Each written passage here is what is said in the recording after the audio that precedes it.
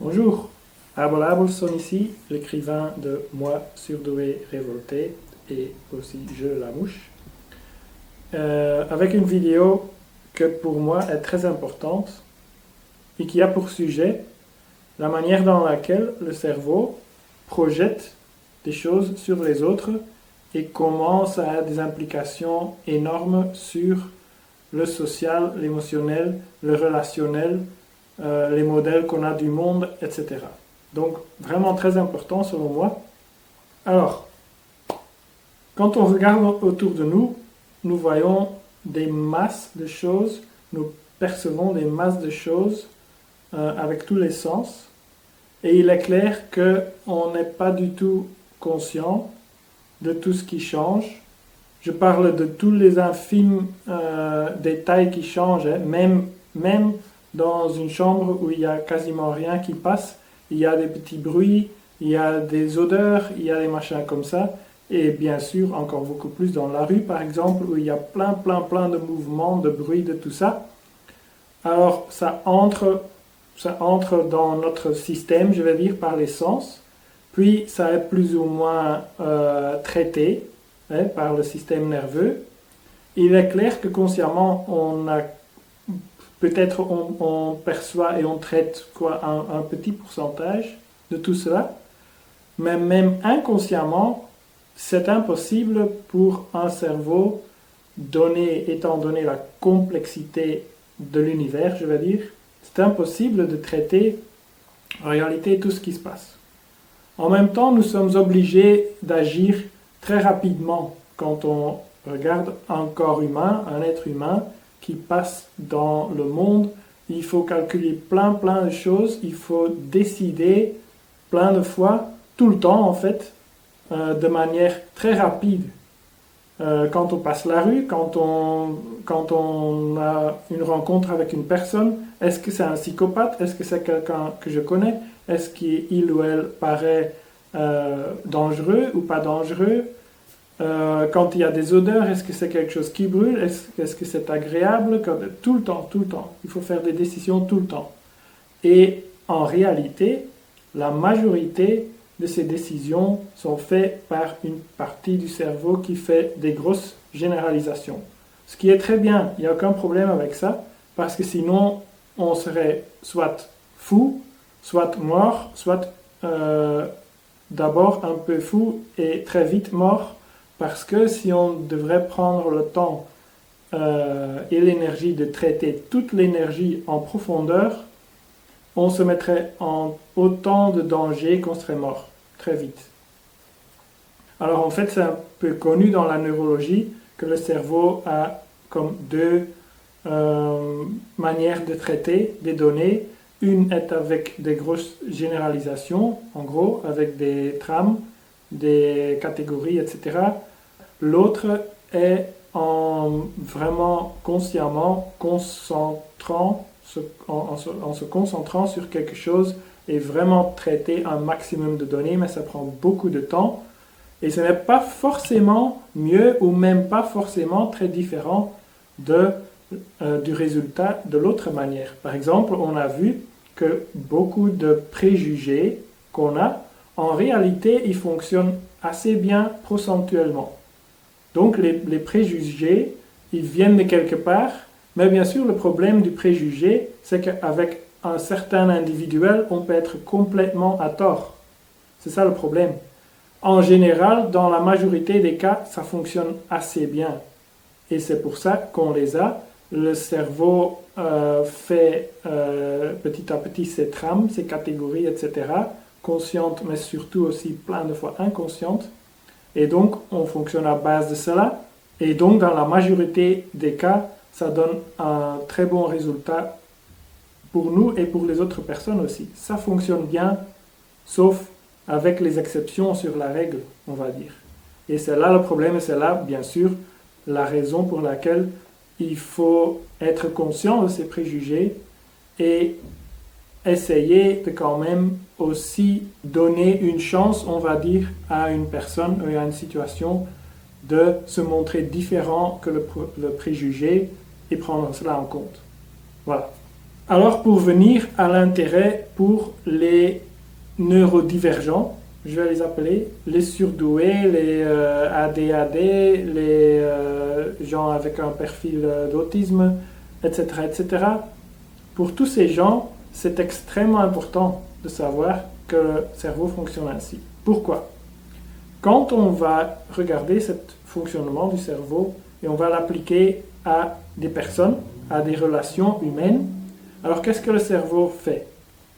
On a une rencontre avec une personne et on a fait des études là-dessus.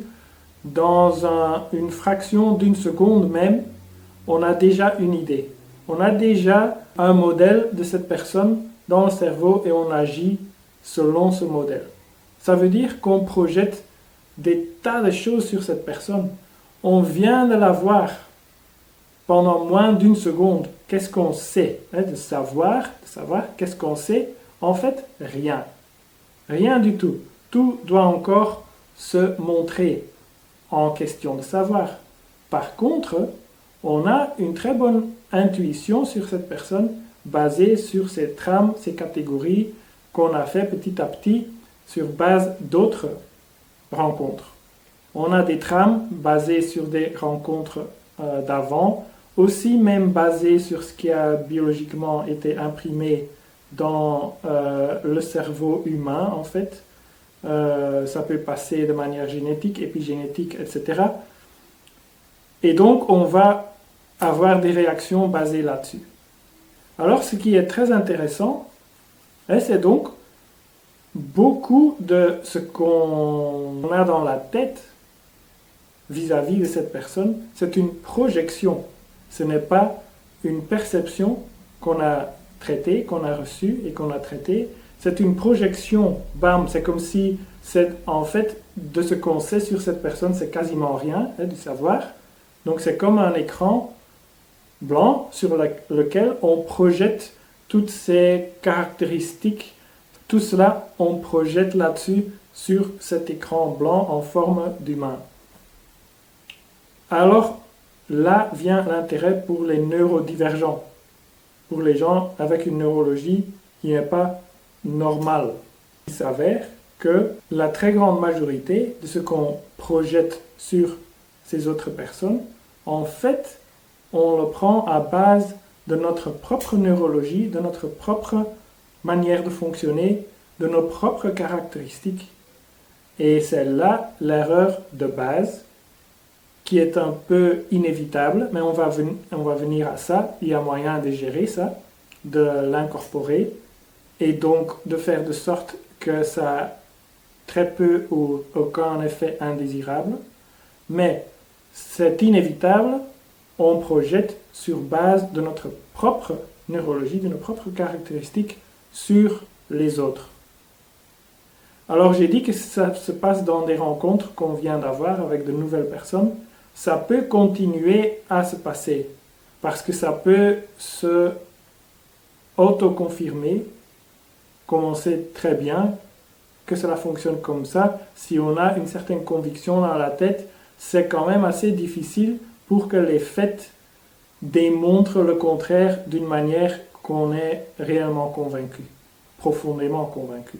Parce que là, on parle aussi du cerveau inconscient, de ces 90, sinon 99% de notre être qui est inconscient en fait.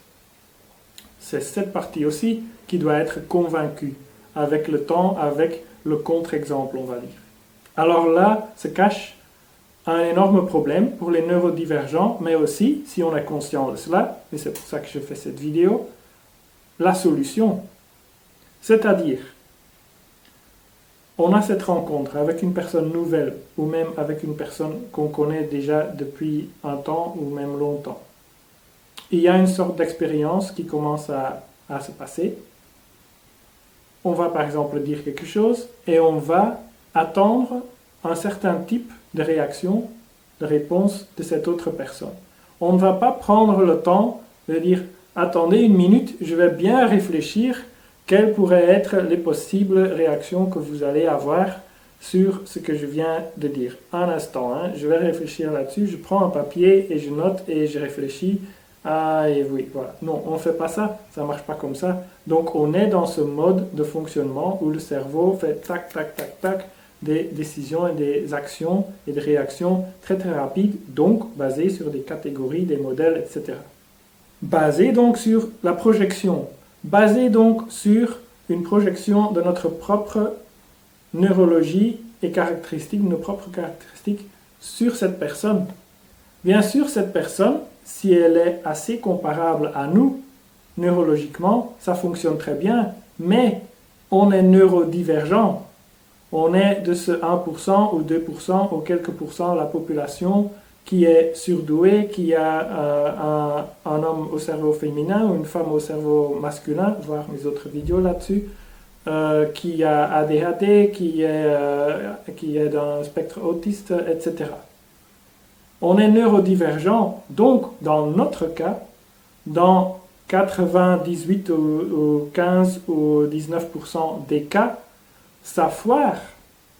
Et c'est ce mismatch, c'est cet effet que notre projection ne correspond pas avec la réalité de cette personne qui cause une énorme quantité de problèmes dans le social, le relationnel, l'interhumain. Alors si on est conscient de cela, si on est conscient qu'on dit « Ok, moi j'ai une neurologie qui est dans la courbe comme ça, je suis dans un côté là ou là, peu importe, où il y a très peu de gens comme ça, avec une neurologie comparable. Déjà, il faut comprendre que beaucoup de différences qu'on a et qu'on sent, etc., sont plus biologiques que par éducation, etc. Ça, c'est une autre discussion, mais voilà ma conviction là-dessus. Alors, si on sait qu'on est dans les côtés des neurodivergents, si on est conscient de cela, on peut un peu suivre ce processus et le corriger pendant qu'il se déroule. Je vais dire quelque chose. J'espère une réaction intuitivement de cette autre personne, mais quelque part, je peux mettre cette autre personne dans la catégorie « Ok, pas exactement comme moi ». Et on n'est pas dans inférieur, supérieur, là, ça n'a rien à voir, c'est différent. Cette personne, elle est différente à moi, neurologiquement.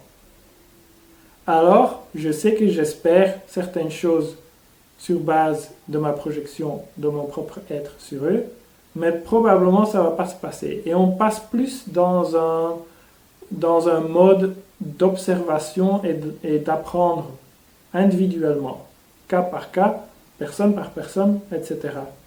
Et cette projection, elle se fait, mais on intervient un peu avant qu'elle réellement domine l'interaction à chaque fois. Et je sais personnellement, par expérience, une fois qu'on a un peu maîtrisé cela, on peut dire, par l'expérience et la répétition, etc., que tout change, le monde change complètement. Le monde, surtout humain, interhumain. Ça change complètement.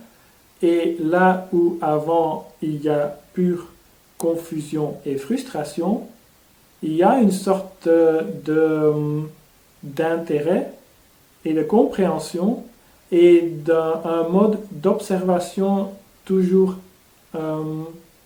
prêt à apprendre une nouveauté. Un peu comme ça. C'est un peu comme en anglais on dit expect the unexpected. Espère l'inespéré. On se met un peu dans un mode comme ça parce qu'on sait qu'on est neurodivergent, on sait qu'on projette et donc on sait, ah ok, oui, ok, je vois ce qui est en train de se passer. Voilà, un peu un sujet plus ou moins compliqué si vous voulez, mais en même temps terriblement important parce que ce fonctionnement, il est tout le temps actif, il est à la base d'un peu tout ce qui se passe dans notre vie. Et donc, beaucoup des problèmes plus superficiels qu'on a dans le relationnel, en fait, ils ont comme racine cela. Et donc, si on fait quelque chose avec cette racine, il y a un tas d'autres choses qui changent. Voilà.